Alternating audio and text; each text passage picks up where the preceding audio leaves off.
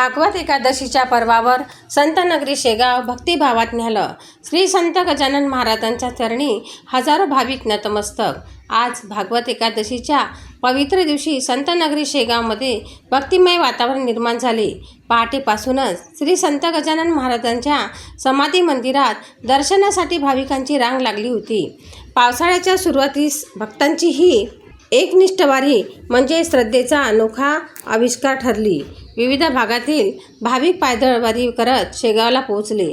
यंदा पीकपाणी चांगलं यावं, सुखशांती लाभावी अशी प्रार्थना भाविकांनी श्रीचरणी अर्पण केली। मंदिर परिसरात गणगण गणात भोतेचा गजर सतत सुरू होता। दर्शनानंतर हजारो भाविकांनी महाप्रसादालयात फराळाचा लाभ घेतला। यामध्ये साबुदाणा, उसळ, केळी व इतर उपवासांचे पदार्थाचा समावेश होता। तसेच मंदिर परिसरात स्वच्छता, सुरक्षा व वाहतूक व्यवस्था ही चोख ठेवण्यात आली होती।